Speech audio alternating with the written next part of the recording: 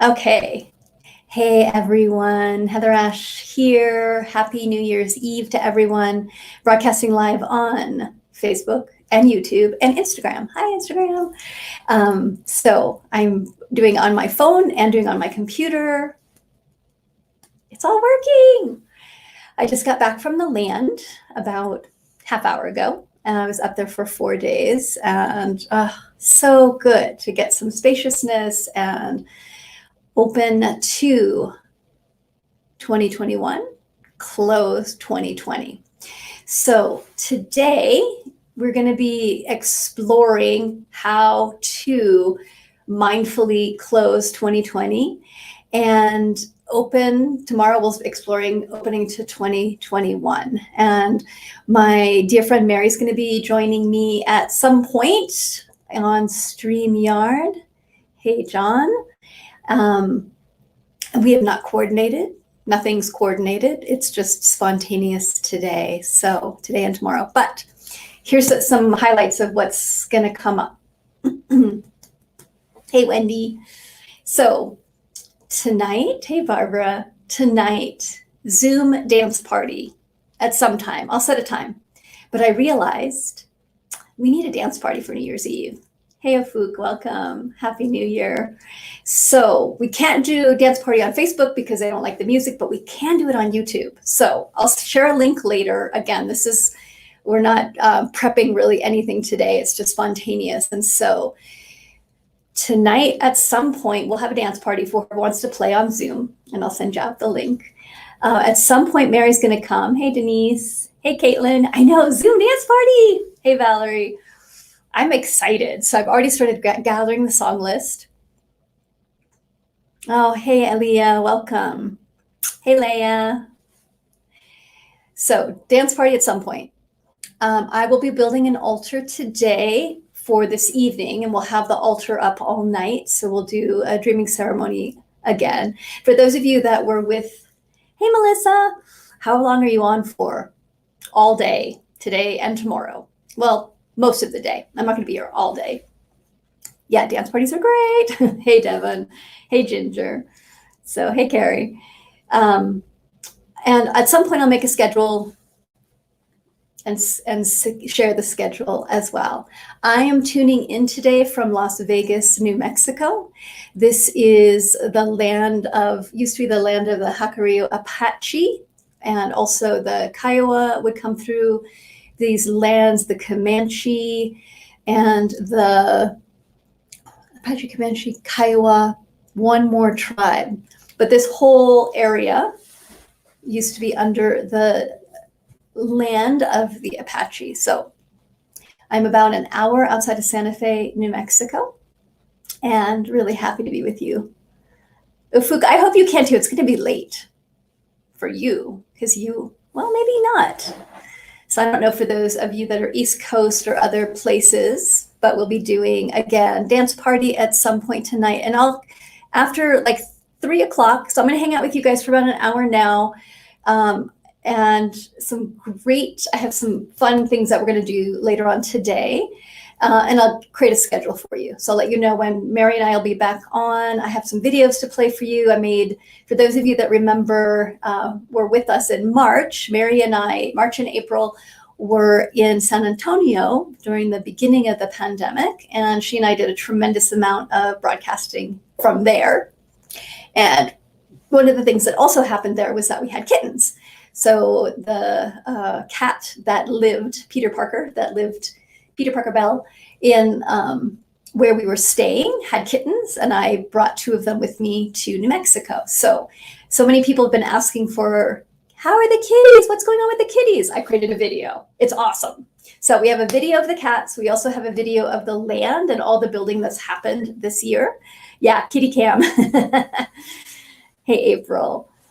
So this afternoon, then I'll give you a schedule of we'll figure out what we're going to do later on this afternoon, including closing out 2020, dance party, and then tomorrow we'll also be doing broadcasting much of the day and talking about how do we open into 2021.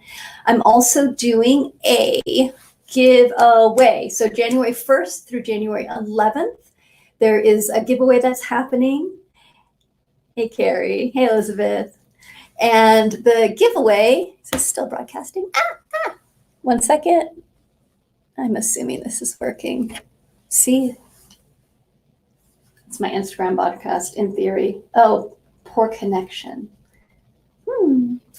Hey, Indigo. Hey, Marilyn. All right, so let's see if that one's going to work. I don't know about the Instagram one. Stay. There we go. Okay. So the other thing, I guess it's still working. The other thing that we're going to be doing today, oh, good. I'm glad it's working on YouTube. Great. Is I'll also share a video around the land. So for those of you, again, that have been part of the journey in 2020, much of my time has been spent up at Warrior Heart Ranch outside of Santa Fe, New Mexico, building the community kitchen. And I made a video that shows the progress for when we first tore the building down to yesterday, and where we are in the process. So that video I'll play later on today as well. Oh, Caitlin, I love that. A male client left me a voicemail of his process of using the Warrior Heart practice for the first time on his own, and he feels renewed and so grateful for the organic evolution of the emotion. I love it, Caitlin. So exciting. It was a beautiful representation of how powerful your teachings are and how many people are being transformed through it. Oh, thanks, Caitlin. I love that. That is so exciting. I know it's been, over the time that I've been up on the land, I've been up there for 4 days and did a lot of just sitting and integrating. I went through all my photos from 2020, all my calendar journals, and just looked at what happened this year. And it was kind of remarkable to realize that January last year, I was launching a book and traveling all over the place for the Warrior Heart practice. Oh, I love it, Sorabel. So it's been a year since that book came out. I think it came out January 8th was the official launch day, 2020. What a year. So yeah. So Facebook land might not be working well. Or sorry, Instagram.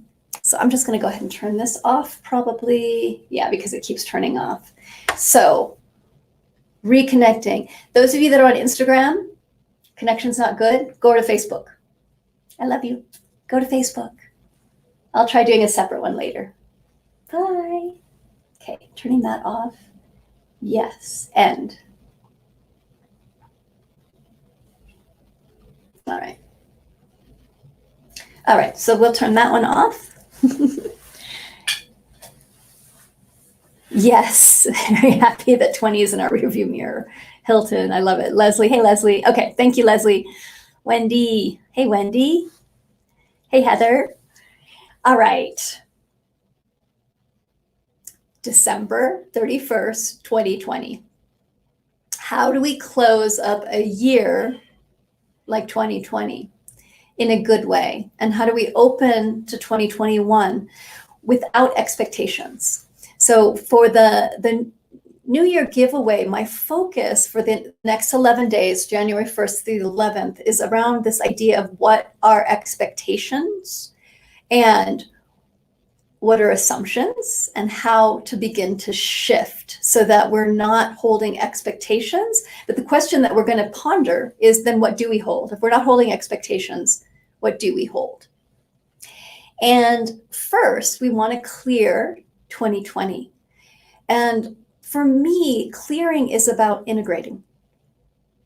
It's about really gathering the information, gathering the data of what we learned, of what happened, of what we had the opportunity to grow into, what worked, of what didn't work.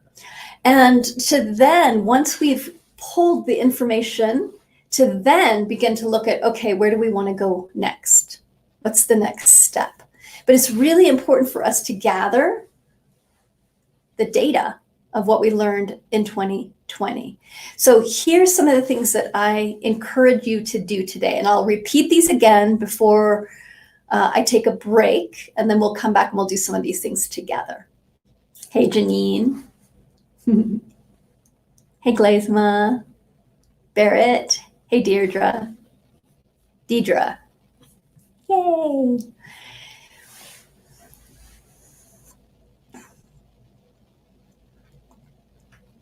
Integration doesn't mean that you liked everything that happened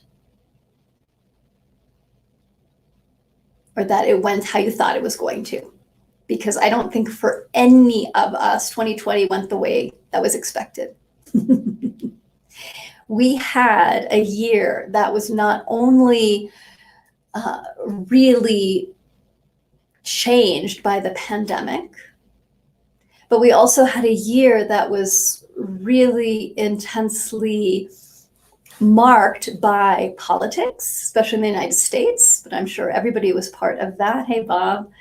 And racism, and really confronting, especially in America, again, structural racism and the places where white supremacy is woven into so many things. So with the murders of many, continuing murders of many Black people, that was finally really brought to the public in a huge way that has been ongoing. But again, there was a marker where enough energy was brought forward that we started to really look at the places that we are both implicit in and dominated by white supremacy and racism. We started to unpack that as well. And so when I was thinking about it over the last few days, thought about this image that I always use was of a closet.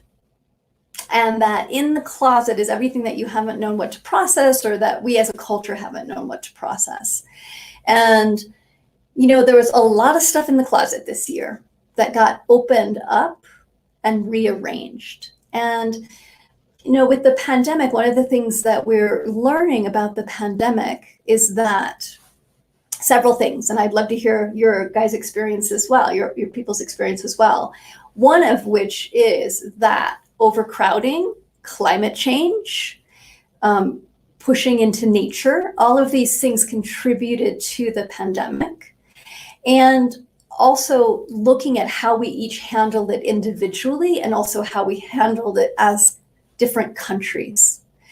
And so there was that whole part of something that affected everyone, touched everyone in some way, in some ways positive, in some ways negative, that each of us had really different experiences. And something that I really learned around the pandemic, just that dropped in deeper, was that we each have different experiences. And to think that my experience of something is the same as everybody else's experience is wrong. And that even when things get really changed in a drastic way, that there can be gifts, that we can find the possibility that lies within for change. And yeah, as Candace said, 2020 was amazing for me despite isolation. Yeah, and I've talked to many people that slowed down for the first time in years, were forced to slow down. I being one of those people. And hey, Elizabeth, and hey, Megan, that there was this opportunity to really look at our lives and choose again. Choose again. There are people that were, you know, frontline workers, healthcare workers that were, you know, incredibly impacted by the pandemic. There are people that were hardly touched by it. There's a lot of different experiences. And I think that's one of the things that we can learn coming out of 2020. My prayer is one of the things that we learned coming out of 2020 is to hold the complexity and the differences of experiences that we as humans have. That for some of us, this was a year of really reflection, going within, making new choices. And for some of us, this was a year of incredible struggle, of financial struggle, of emotional struggle, of health struggles. We got to see the disparity that's in our culture, again, especially in the United States, that the pandemic hit people of color especially hard. And we also got to see the focus on the importance of focusing around health and what that means around sustainability. So much from this year. And if we think about that idea of the closet, here's a question for you is, what did you start cleaning out of your own personal closet this year? And I don't mean your physical closet, though maybe your physical closet as well. What I'm talking about is your emotional closet, the closet of your past, the things that you hadn't dealt with, the places that where there was baggage or unfinished business or unprocessed emotions inside of you. How did 2020 help you to open that door and start to pull things out? We're going to talk about this individually, and then we'll talk about this as a collective as well. So Jessica, lots of grief. Lost my grandma, my best friend, my everything on 1/3/20. Grief to this year. Yeah, lots of grief. And there was grief not only of people that we lost. No, there's also the grief of things getting so turned upside down. There's a grief of so much tragedy around police brutality and around racism. There was the grief around not getting to see each other, not getting to touch each other, not getting to hug, of upending so many different plans that we had made. You know, weddings that got canceled, events that got canceled, funerals that were solo instead of with family, so many things that got rearranged. Not being able to travel. Living in geological isolation did not isolate people from feeling the impact of the energy and issues that surfaced in 2020. Yeah, really true, Kelly. Yeah. So thanks, Elizabeth. So Elizabeth, one of the things that you're sharing is when you open the closet, what you got to explore is shame and resentment. Yeah, there's stuff that, you know, I've talked to so many people over this year of things that we thought we had dealt with that were not dealt with, things that we were surprised to be still navigating, so many heartbreaks, so much grief.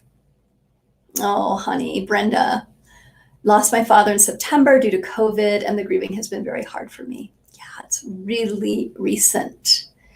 Yeah, and you know, whether you lost your grandma at the beginning of the year or your father recently, all of us, I think, at this point have lost somebody this year or know of somebody that's lost people.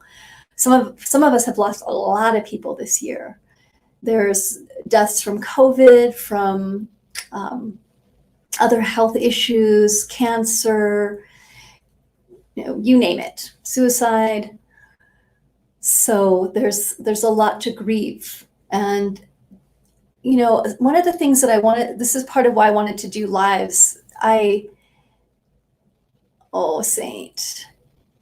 I started December thinking I'm taking most of the end of the month off. I'm going to be up on the land. I'm going to be isolated. I don't want to interact with everyone. And as we got closer to the end of the year, I started really feeling like I wanted to connect with everybody.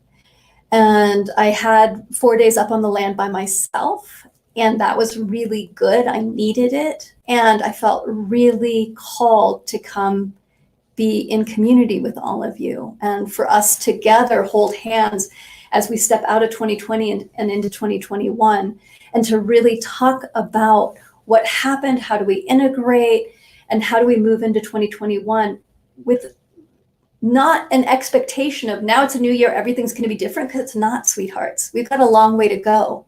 We have a lot of deep questioning to continue to do, and a lot of healing and a lot of grieving to do. So I want us to do that together and to share and to be with each other in this way. Since we can't be together physically, we can be together emotionally.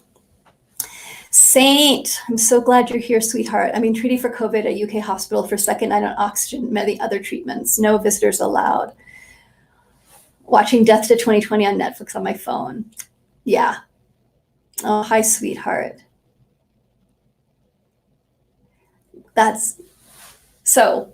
Yes, may we not have a memorable. One of my best friends just got through COVID, really, really difficult. So, Saint, I'm just sending you so much love. I'm so sorry that you're in isolation, and I'm glad that we could tune in and connect heart to heart. And everyone over here that's praying for you as well. So I'm just sending you lots of love, and I'll light a candle for you tonight when we do the altar. So one of the things that we're planning on doing tonight, and Mary's going to be part of this as well, is I'll build a fire someplace. I don't know if it's going to be a candle fire or a physical fire. I got to figure that part out, but we'll be broadcasting all night and doing prayers for whoever wants prayers. So Saint, I'll definitely put you on the altar. I'm glad that you are able to tune in, and I'm sending you the biggest hug all the way to the UK. Yeah, lots of death. My uncle died around Thanksgiving from COVID. My mother-in-law died 12/12 from COVID. My aunt died 12/29 from COVID. Oh, sweetie, I'm so sorry, Valerie. Yeah, it's so much. And again, I feel like we started off this year with this, I remember when I first heard about COVID, I regularly heard about it, but I was in Mexico at the end of February, and the two people that I was with, my friends Lee and Ginny, were watching the news, and they were saying, it's coming, like this is going to change everything. And I was like, you guys are being dramatic. And Ginny said, you don't have to believe me, but I need you to order these things. And she was like, you have to order hand sanitizer, these vitamins. Like, she made this list, and just order it. Don't think about it, just order. So I did. I was like, they're being so dramatic, but okay, I'll order it. And of course, 2 weeks later, we went into lockdown. And in the beginning, I feel like there was a lot of kind of being incredulous around it. Like, how could a virus take so many things out, like stop so many things? And it was at the periphery for a lot of us for a long time. And, I think that many of us have known it would get closer and closer, that either we ourselves would be dealing with COVID, that our beloveds would be dealing with COVID, that our beloveds would be dying of COVID. And it has gotten closer. Oh, sweetie. Yeah, Natalie, I'll definitely include your papa. Yeah. And your family, of course. Yeah, and toilet paper, exactly. Did not order toilet paper, but yeah, we all thought about it, right? Yeah. Yeah, exactly, Heather. Everyone has been grieving. Even ambiguous loss is really big, but at least to work as community, we can love and support each other. Yes. Yeah. It's really important for us to reach out in all the ways that we can, and to remember that we have this incredible technology that we can lean into each other, even though we'd much rather be hugging each other. Even though I'd much rather be in the UK holding Saint's hand right now, and consoling Valerie and all of you that have lost people. We'll do it this way in the best that we can. Yeah. And tonight I will create a bowl and put people's names in. So if you want to share names now, I'll go back and pull names. So Natalie, if you want to write your dad's name down, Valerie, if you want to write your aunt, your uncle, your mom-in-law, if you want to write their names down, I'll put them in a bowl with prayers for tonight, or you all can put them on your altars as well. Yeah, I watched the movie Dancing with Wolves and sobbed, definitely integrating. Yeah, any of you, which is I think all of us, need some good grieving space, go pick a couple movies. I had some good cries this last 4 days when I was up on the land, just reading some books that really deeply touched me, and just had some good tears around this time. And it's really important that we give ourselves the space to grieve the loss of the ones we care about, to grieve the loss of the freedoms, to grieve the loss of so much, to grieve also this isn't true for all of us. I think us understood how racism and sexism and all the isms were still really deeply embedded. And for many people, there was also a huge wake-up call this year. There was the pulling away of a veil, is how I'll put it. In a lot of ways, with the pandemics, with politics, and with racism, there was this like peek behind the curtain that a lot of us have tried to keep closed, whether that's around our own process or around inequality in the world that we're in. And now the door's open, like all this stuff is out of the closet, and that's good. That's good. You know, one of the things that I used to always pray for was more ease in my life. And I realized this year I stopped praying for that. What I'm praying for now is a capacity to hold more complexity, because we need to learn how to hold more complexity. As we digest the complexity of these times, we can create more simple structures and knowings, and we have to be willing to be in relationship to complexity and paradox and transformation. And it's a lot. Oh, yes. Thanks, Barrett. My husband, Chuck, has been unemployed for 1.5 years. Now he's depressed and on and off he's suicidal. I'm so sorry, sweetheart. I'll absolutely put his name in the bowl. Yeah. Yeah. And again, anybody who has somebody they want to put on their altar tonight, or that you want to put, I'll put on my altar, feel free to share their name. Mm-hmm. Michelle, lots of arguments and disagreements in my family. I'd like to let go and heal and grieve for all of us. Yeah. And again, that place of complexity. How do we hold people in our family, people that we love, people that we don't know, having really different realities, really different beliefs, different points of view? There's been a lot of disagreement on both the political front around the pandemic. There's a whole conspiracy theory, many conspiracy theories that are getting stronger. And there's a lot of dishevelment just in general right now. And we're dealing with climate change, racism, structural racism, a pandemic that we don't know when it's actually going to end. This desire to go back to normal, that's just not going to happen. Things are going to change. And that's not a bad thing. Again, we're in a time, I believe, where like the door to the collective closet is open and a lot has been pulled out. And this is where it gets to be the hardest in a way, because the tendency is if you're going to clean a closet and you pull everything out, that's when it feels the most overwhelming, and it feels the most complex as well, is when everything is out of the closet and is spread all over the place. And what the urge at that point is to shove everything back in the closet, to try and make it go away, to try and shut the door again. It takes courage to start to sort and to be with the complexity and to not know what to do with certain things,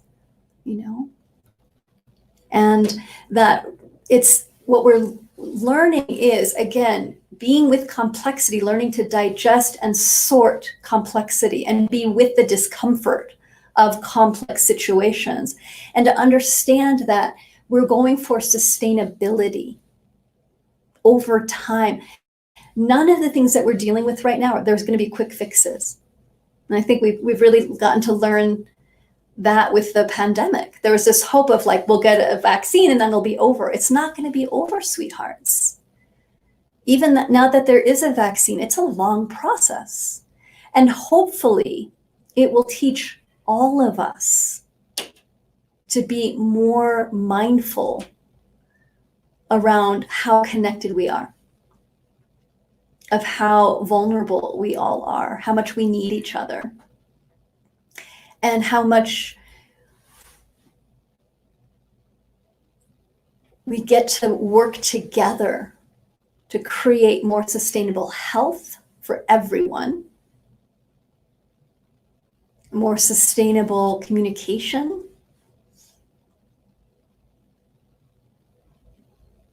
and to hold that duality of that paradox of really learning to be self-reliant, more self-reliant within ourselves and within our communities. I think it's really important that we have local communities that we really rest into becoming as a community more self-reliant.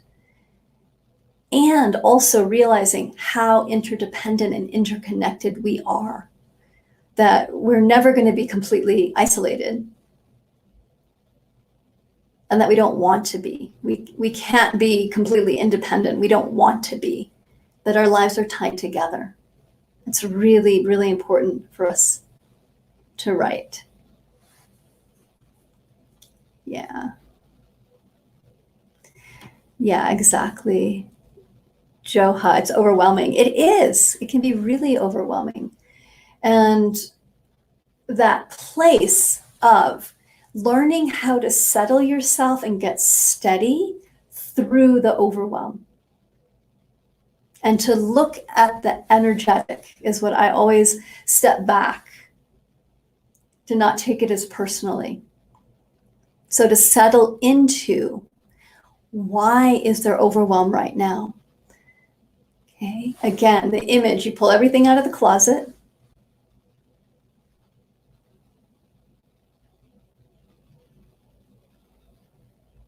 And as you open to everything that's being brought up to be questioned, to be cleared, to be challenged, to be made a choice. It's all about choice.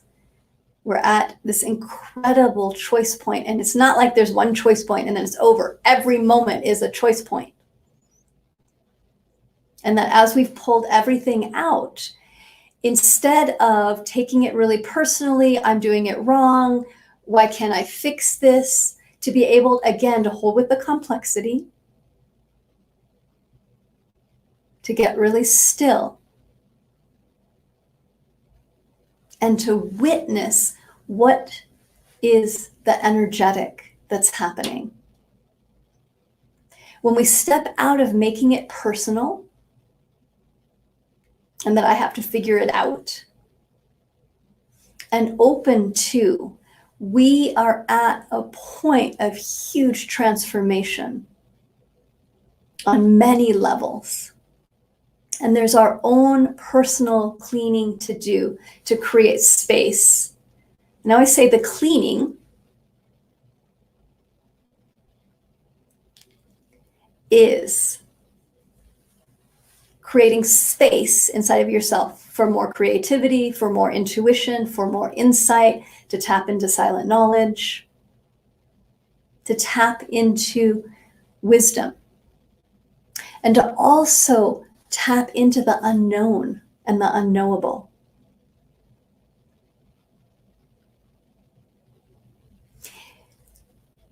As we open and integrate the complexity of these times, we're not trying to just fix it to make it go away. We don't want to just try and shove everything back in the closet. We don't want to go back to normal.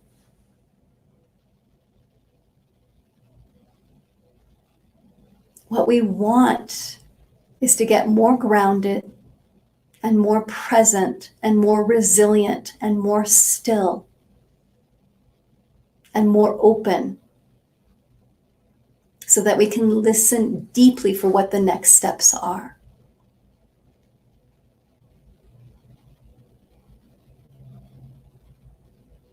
And part of that, part of helping us to navigate the complexity, is the integration, the integrating and the gathering, again, gathering the data, what happened. So we'll do that in a second. Hey, Tibet House, US Menla, hi, love. Yeah, grace in the gap, the stillness, exactly. Hey, Rona. Heather, in opening my personal closet and cleaning, I redid my narrative of my divorce to celebrate my strengths rather than focusing on my enduring of a marriage or what I did wrong. Beautiful. Yeah. And this is, we get to rewrite our stories. We get to own and honor our stories, and also rewrite or review our stories to see them in a new light. Krista, loving this closet metaphor. it's a good one. It's helpful. Hey, Seth. Yeah. Barbara, I know. I haven't seen my mama for a year either. It's hard, huh? Yeah. And the poignancy, the grief, the loss, can we let ourselves be human in our experience of these things without the story of what it means? And this is part of where we're going in 2021 with the giveaway, is exploring what does it mean to not have expectations and not make assumptions. And for me, a part of this is separating out the emotion from the story.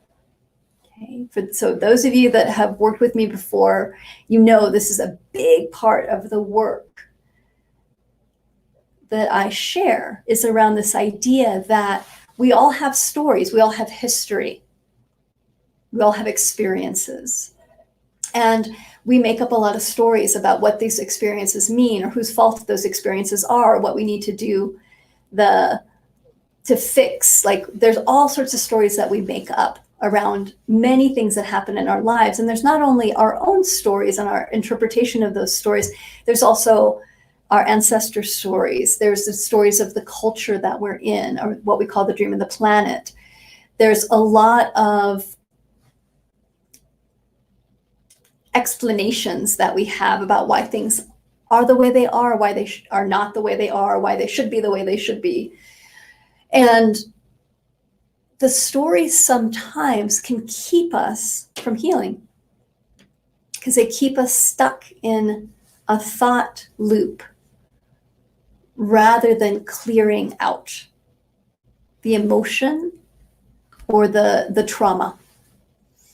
And so this idea, part of integrating, is learning how to separate what happened and then the story that you created about what happened and how you felt about what happened. To separate those out so that we explore what needs to be cleared emotionally at this time. What's the story that I'm telling myself about it? And I love it, Tracy, so true. I took this whole year personally. Every cancellation was another rejection of my desire. Going forward and stepping back was so maddening. I am processing so much. Light was shed on my selfishness. Beautiful. Tracy, that's such a powerful recognition that that's what our stories do, is our stories cause us to think everything's about us and to often take things really personally. And we then either feel victimized or judgmental, or both. We're usually really good at going back and forth by being victimized by the world or judging the world.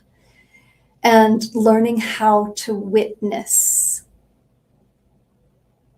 and to experience both. And this is where that separating of the emotions and the story can be incredibly helpful. So here's our first task.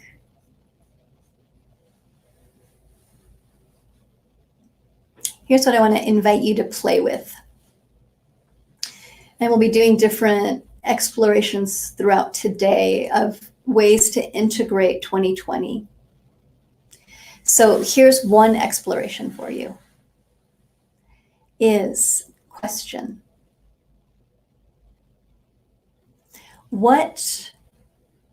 In what ways did you take, and I'm going to take this from Tracy, in what ways did you take 2020 personally? In what ways did you feel victimized by this year or judgmental around this year? And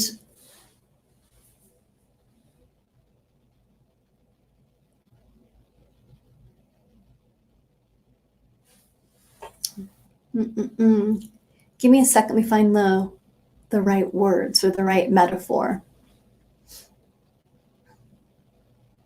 So let's go back to our closet. Get curious about, for yourself personally, what things came out of the closet in 2020? For you personally, what did you learn about yourself? Where are the places that you realized that you didn't know how to grieve, or where you felt really isolated, or where you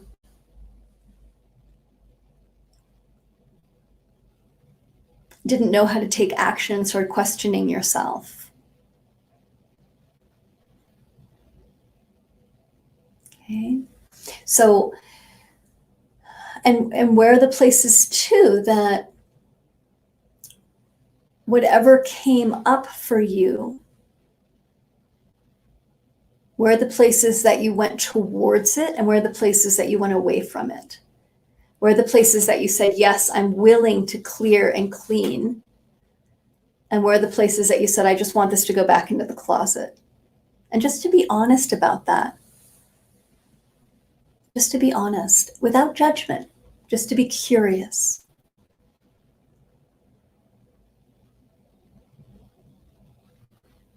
And it's something that you can write down or ponder today, talk to a friend about. You know, on this last day of 2020, it's an incredible opportunity for us, again, to integrate and to use this idea of the closet of what got opened for you in 2020 and got pulled out of the closet. And there's also going to be gifts. There's going to be beauty. So it's not all the hard things. There's also going to be places that you realize you're more resilient than you thought you were, that you are more present, that you got to clear out emotions and find more space inside of yourself. So all of it, the question really is, what got revealed for you in 2020, both personally and I'll say publicly. So what other doors opened to reveal things that you had not turned to face in your own life and also in the collective as well? Okay. Absolutely, Lisa. Will do. Yeah, Nikki, reactions. I learned to not react out of place of anger or sadness. Beautiful. So you learn to pause and to hold, to learn to hold yourself. Hey, Chris. In a weird way, 2020 was a blessing for the Gen X latchkey kid. I was given the opportunity, even if forcefully, to dig deeper into the contracts that no longer serve me.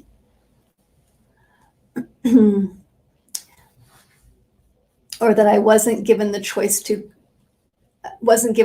agree to. It has been a lot of shedding and clearing of old patterns, thoughts, and expectations. I've been liberating, like I get to start fresh on who I want to truly be this next phase. I love it, Chris. That's great.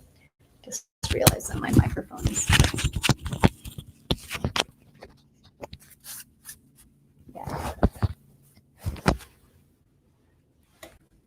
Yeah, there's lots of blessings. Been lots of blessings in 2020. And there's been blessings and there's been, I don't want to say curses, that's not the right word. Learnings, grievings, hurts. There's been wounding that's also come up as well. So what are the lessons and what are the woundings that have come up to be looked at, to be healed, to be brought into the light? Elizabeth, I realized how fast I can go into self-absorbent when I'm feeling depression. Great. Yeah, hard lessons, beloveds. And again, integrating 2020 is around learning how to hold more complexity, how to be more honest with ourselves, how to be more vulnerable, how to take responsibility, how to understand that every action we take impacts the collective, and that there are big threads of energies that we're undoing right now. Okay. Places that we've kept ourselves separate, places that we've pretended things aren't happening,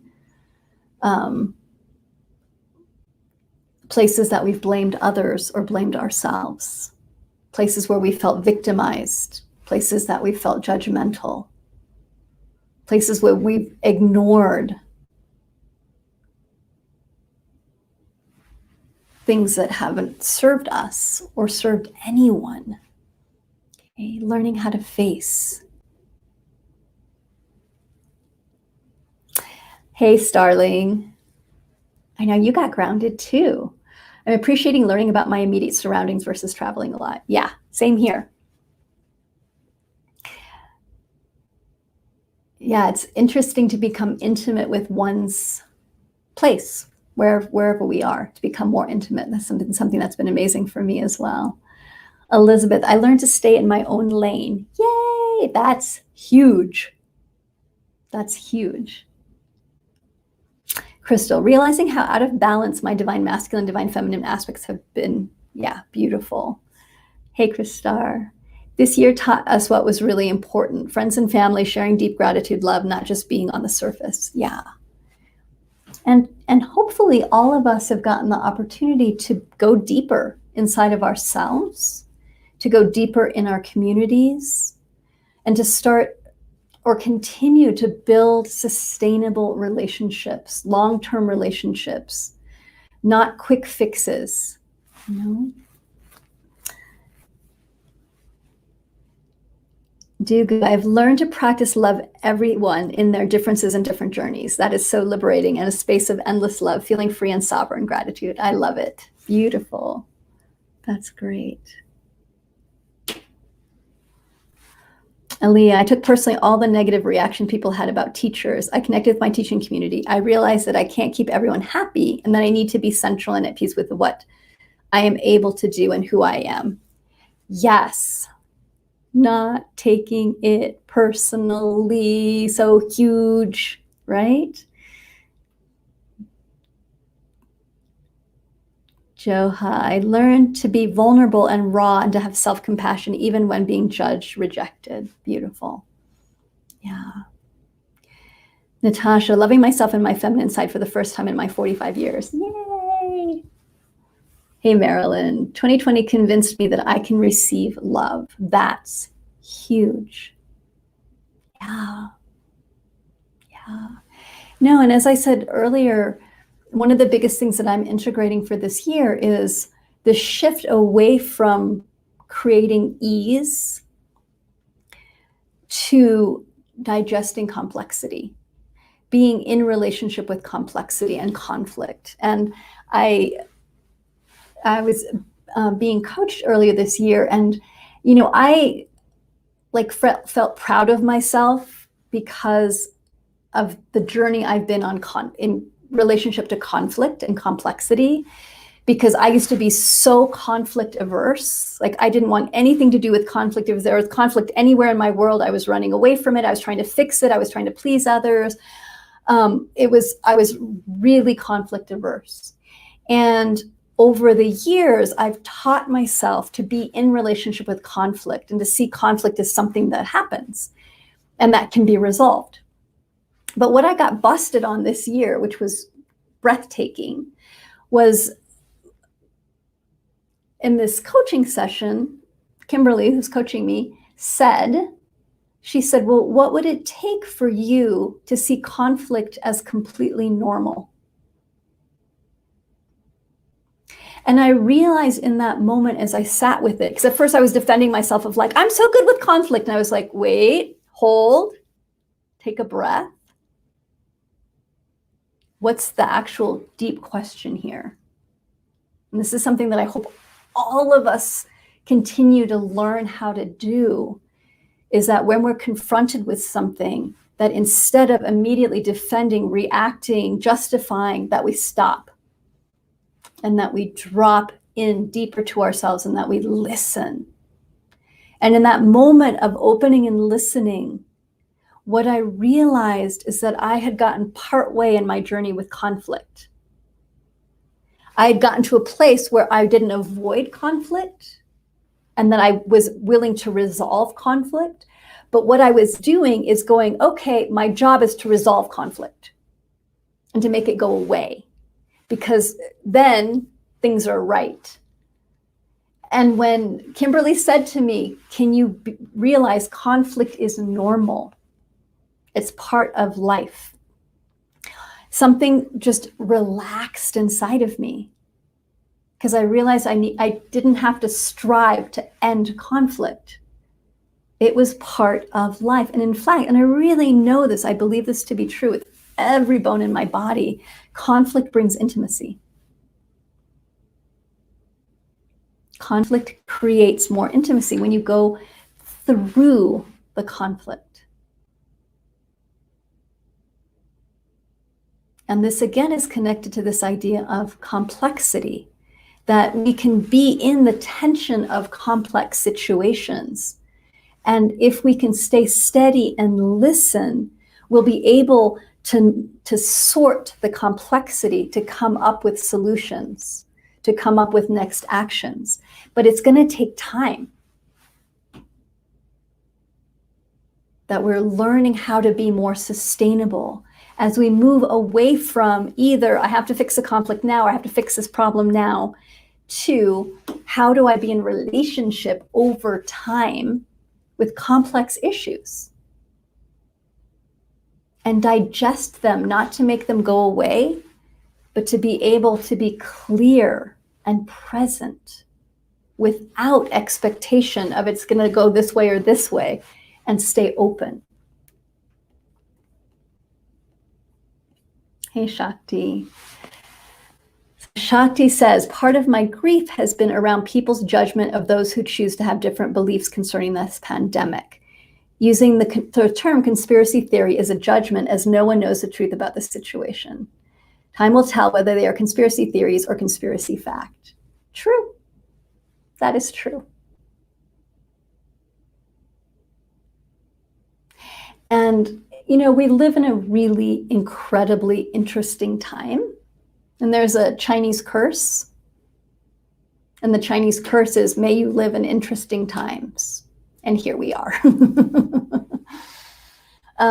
We live in interesting times. And we live in times where there is a tremendous amount of information and misinformation out in the world.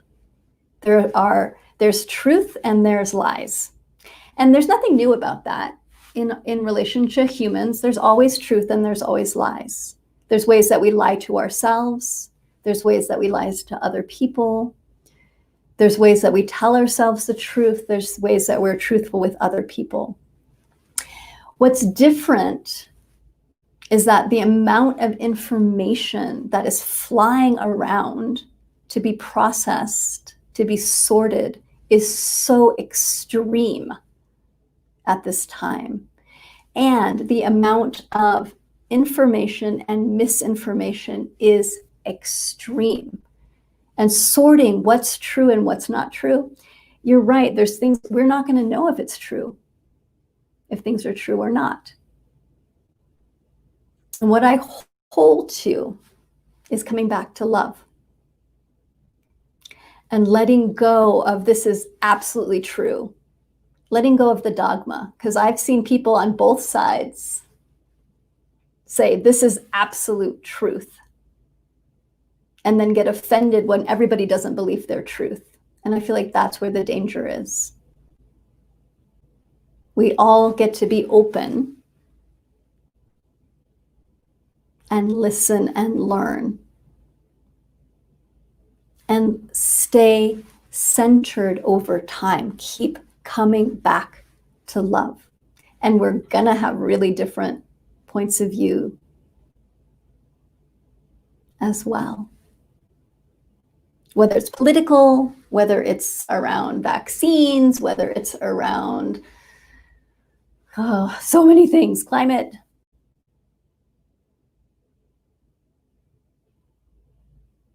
I think it's really important for us to know who our sources are and to question with great love everything.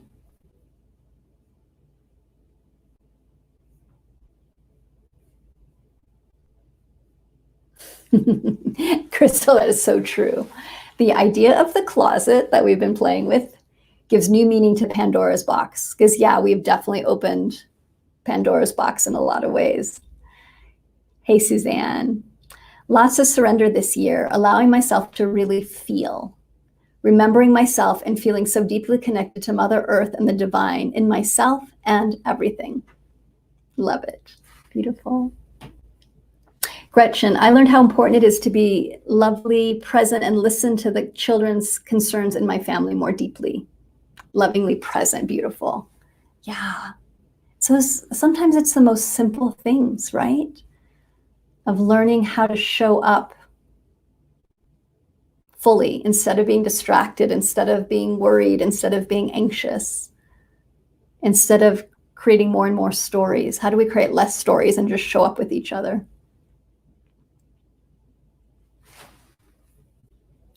Nina, yeah.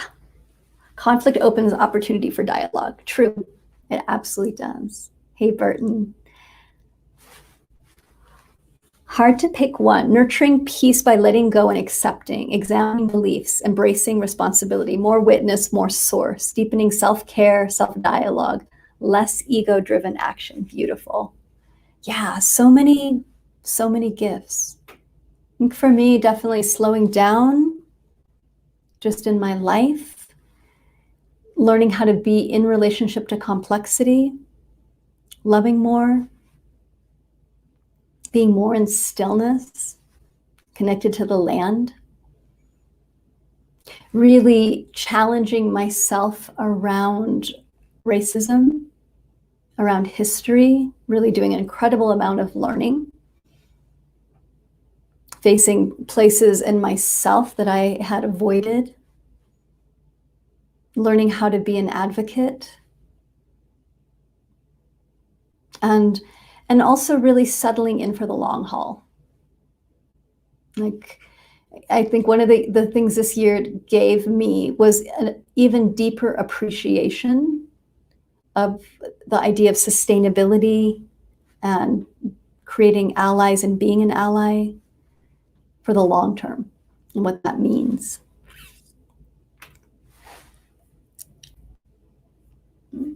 Barrett. Challenged as a mother, a lot of judging myself for not being good enough, lost control over my eating and distractions, but at the same time feeling more compassion and acceptance for myself. Beautiful. Uncovered my fear of stepping out in the world, feel supported and rediscovered sisterhood. Finally really felt that imperfection is perfect. I'm okay as I am. Beautiful. Huge gifts. Yeah. Discernment is necessary. Agreed. Discernment is huge. Yeah. Mm-hmm. Julie, yeah, but isn't it awesome that we can observe, learn, and participate in this history? It is. It is. It's a gift to see history in action, to be part of it, and to also understand where we came from, what has changed, what hasn't changed.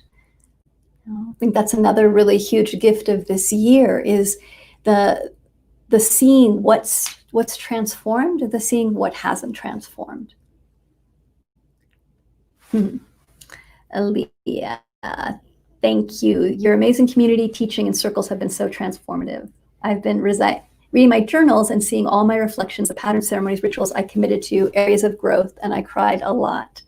This year, I, like many others of my brothers and sisters out there, went through very difficult experiences, but I'm so proud of myself for being able to use all of our medicine, ceremonies, rituals, especially during those times, and not taking anything personally. Beautiful. Hey, Patricia. You're so welcome. Yeah, so happy to share the teachings, the tools, the support, and to do it in this free-form way. So I always come on of these broadcasts with nothing specific necessarily, and just see where we go together. Okay, so there's some ways that they might be a little bit disjointed, but they're perfect because they're in relationship with where I'm at, in relationship with where you're at, where we are together as a collective. Yeah.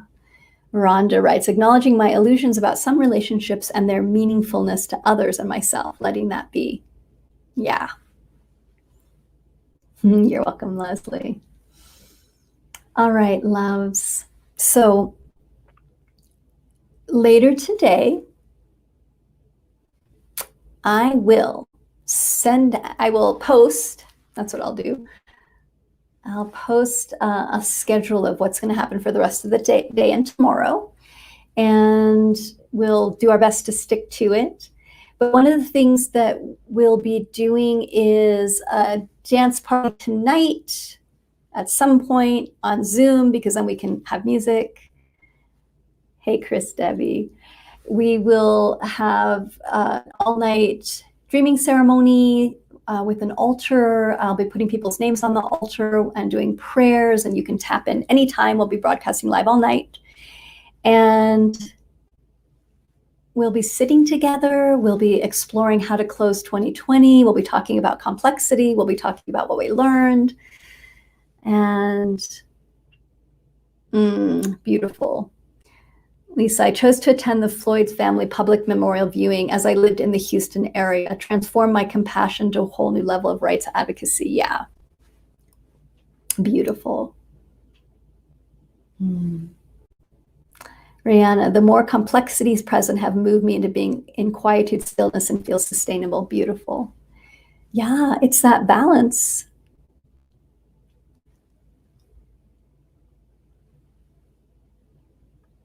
There was one on the calendars. This is it, correct?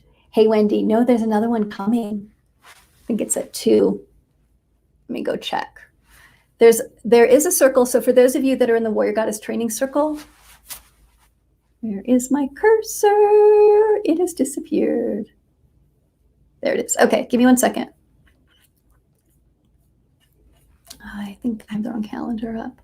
So for those of you that are part of the Warrior Goddess Training Circle, there is a closed... Why is it not? Oh, I bet I'm on the wrong calendar. Give me 1 second. Hello. 2